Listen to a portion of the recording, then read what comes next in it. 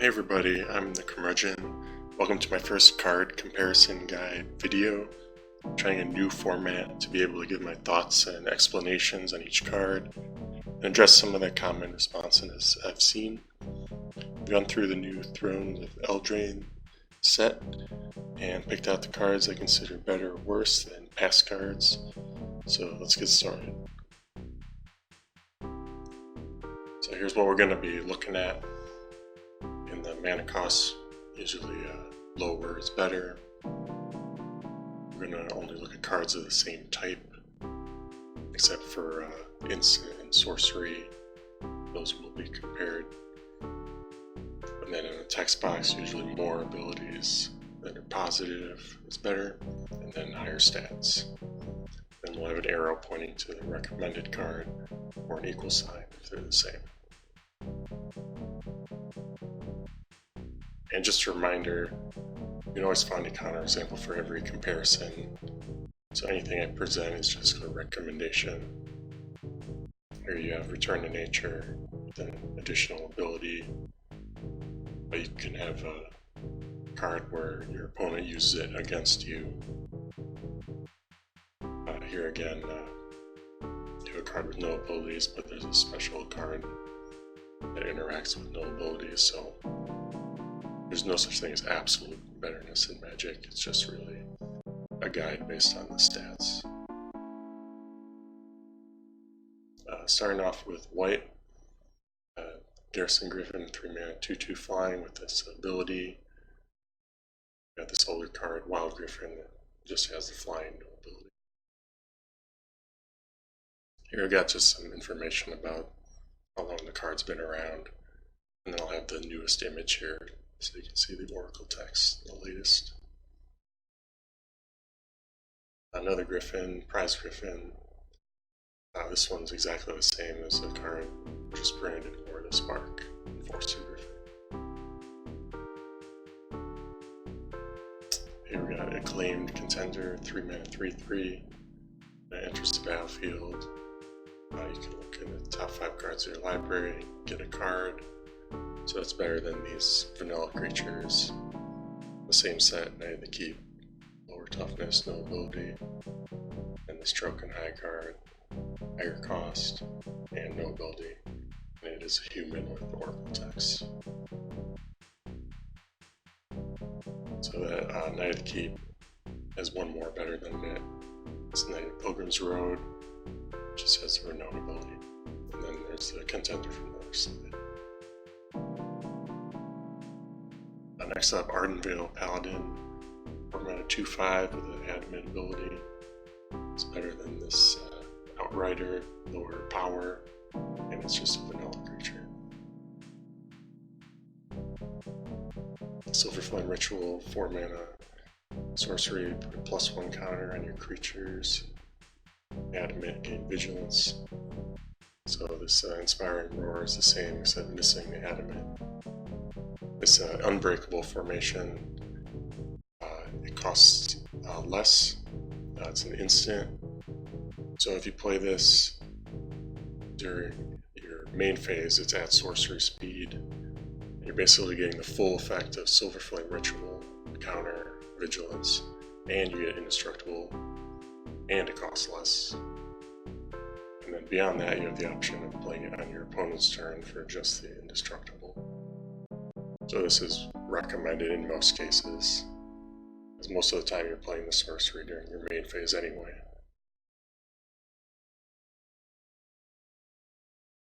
True Love's Kiss, 4-mana, exile an artifact or enchantment, draw a card, and then got Altar's Light, this old card from Mirrodin, which is missing that cantrip effect.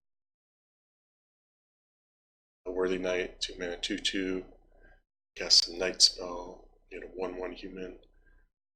This old card, Knight Errant. It doesn't do anything, just a vanilla creature. Charm Sleep, a 3-mana aura in blue. So it taps the creature and then it doesn't untap. It's the same as these two cards. Exact same text and mana cost. And it's quite a bit better than these two older cards. Mersenne costs 4, gets 3 net counters, and then the opponent can pay mana to remove the counters, and then the card does nothing. And then Venerian Gold comes out with X counters, and counters removed every turn, and then the card does nothing when the counters are gone. So Charm Sleep kind of has X equals infinity, because it lasts forever. I didn't say please, 3 mana counter spell, and then mill 3 is exactly the same as this card from Ravnica Allegiance. Frogify, 2 mana aura. Creature loses all abilities and is a blue frog, 1/1. We got Casmina's Transmutation. Same thing, except it's not making it a blue frog. Ironically, there is a blue frog in the art. But usually you will want to change as much as possible on your creature, your opponent. So this does override, so it'll make a red goblin into a blue frog and stops getting the tribal synergy or the color synergy. So there's examples where they would want their creature blue, but I think generally that would be recommended when building your deck to use Frogify. Next up, Queen of Ice, 3 mana, 2/3. Quite a bit going on here in the text. All of it positive. And then it's better than this vanilla creature. M19 and Dominaria. Runaway Together, 2 mana. Choose 2 creatures controlled by different players and bounce them. Heal from Reality. Bounces a creature you control and one you don't control. So in 1 versus 1 Magic, these are exactly the same. But in multiplayer, Runaway Together is recommended because you can get creatures by 2 different opponents. Heal from Reality, you're always picking one of yours. Turn into a pumpkin, 4 mana, bounce a permanent, draw a card. And here we have Leaving the Dust is missing that adamant ability. Unexplained Vision, 5 mana, draw 3. Adamant Scry 3 is better than Brilliant Plan, which is just missing that adamant ability. And Tezzeret's Ambition is missing the adamant. It has more colored mana, so it's harder to cast. And then it has this conditional discard.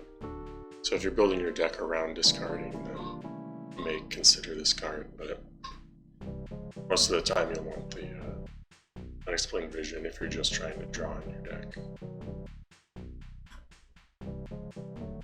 Next up we got Bake Into a Pie, 4 mana, instant, destroy a creature, create a food. And then here Impale, that's a sorcery, which is generally worse than instant. And then you don't get any food. Foreboding Fruit, 3 mana sorcery. Target player draws 2 cards and loses 2 life. Adamant, get a food. And Painful Lesson is the same but missing the adamant ability. Memory Theft, 3 mana sorcery. When it reveals their hand, you choose a non-land, they discard, and you get the optional put an adventure into the graveyard. And this Dark Inquiry, Rivals of Ixalan, is missing that adventure optional ability. Order of Midnight, 2 mana, 2/2, flying, can't block. The really good adventure ability is better than this Craven Knight, which can't fly and has no adventure ability. It is a human knight with Oracle text. Revenge of Ravens, 4 mana enchantment. When a creature attacks you or Planeswalker, drain them for 1. Then Blood Reckoning is the same, except you don't gain the life. Gaining the life is generally positive, so Revenge of Ravens is recommended. Going to red, we have Red Cap Riders, 3 mana 3/2, Goblin with an ability. Tap and untap non-human when it attacks and get a buff. Better than these two. These have a bunch of cards better than them already. They're old, just so vanilla creatures, so nothing surprising there. The burn spells usually have a bunch of cards worse than them. So Scorching Dragonfire, 2 mana instant, deal 3 to a creature or planeswalker and exile it. And then Scorchmark deals less damage, doesn't hit planeswalkers. And Ragefire is a sorcery, and it doesn't hit planeswalkers, doesn't exile. And Breath of Fire does less damage, doesn't hit planeswalkers, and doesn't exile. Searing Barrage, 5 mana, instant, deal 5 to a creature, and Adamant, 3 to the controller. So Command the Storm, it's missing that Adamant ability, and then Thermal Blast, no Adamant ability, and it naturally deals less than 5 damage. You hit the threshold, you get to 5. Slain Fire, 3 mana, deal 3, Adamant, deal 4. And Precision Bolt is a sorcery instead, no Adamant. Open Fire is no Adamant. This will have Oracle text to hit any target, so that part's the same. Sundering Stroke, 7, sorcery, deal 7, you can divide it up. And then full red mana, you can deal 7 to each. So that'll be better than this deal 7 to any target. Can't divide it up, and then there's no red mana bonus, and then Searing Flesh, it's limited to an opponent, and then dividing, no red mana bonus. Thrill Possibility, 2 mana instant, discard a card, draw 2.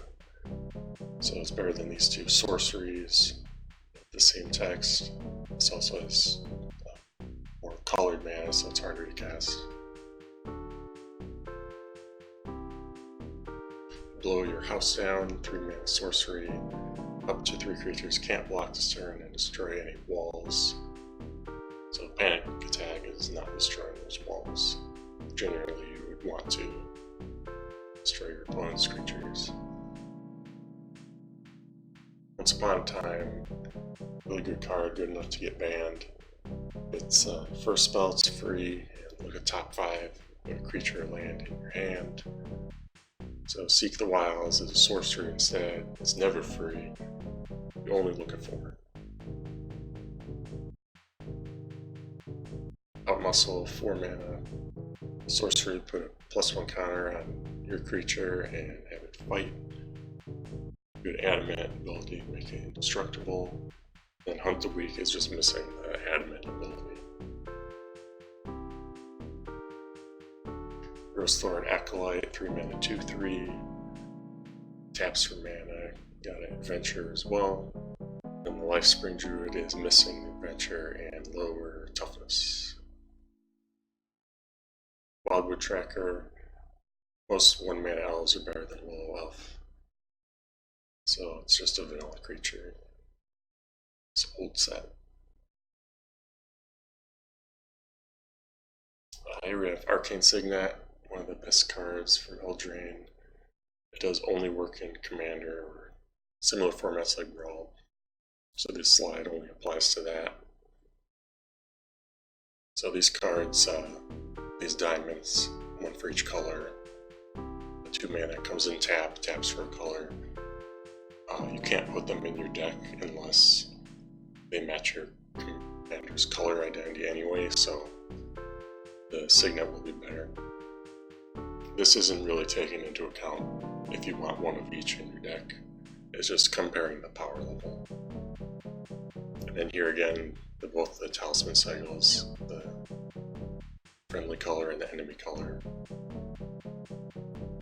This is also able to produce colorless mana, so if you have those special Eldrazi cards, you may want these, but Usually you don't want to damage yourself, and Arcane Signet's better.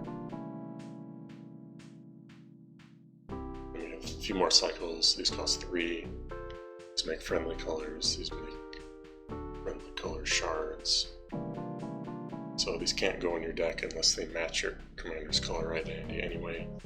So the Signet will be better at 2 mana. And then again, here's some other 2 mana cards. Color of Origins. You can make mana outside your commander's color identity. However, if you're spending that to cast a spell, usually it's going to match your commander's color anyway. So usually the Signet's better. Same with Corrupted Graftstone, comes in tapped, and the cards in your graveyard are usually going to match anyway. So it's very similar to Signet. And then the Star Compass again, your basic lands are usually going to match. So it's like a Signet that comes in tapped. If you have some special interactions, you might consider these, but usually the Signet's better than all of them. Heraldic Banner, 3 mana, choose a color, add that color, or you have this ability that buffs your creatures, and then the Soul Grail is missing that creature buff. Jousting Dummy, 2 mana, 2/1, has this ability to buff itself, which the Field Creeper is missing, and it has no night interactions as well. Scalding Cauldron, 3 mana, tap, sack, deals 3 to a creature. So you've got an interesting progression here, 5, then 4, and 3. So maybe someday we'll get a 2, who knows. Spinning Wheel, 3 mana, tap to add any color, tap creature as well. So that's going to be better than any card that costs 3 and doesn't do anything else. Some of these really old ones also have a drawback beyond that.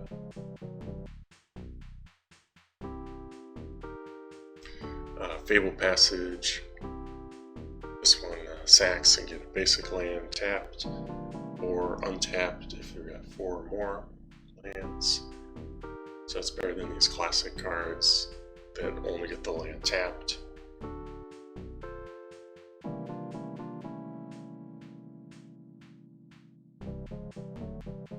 Alright, that's it for Throne of Eldraine.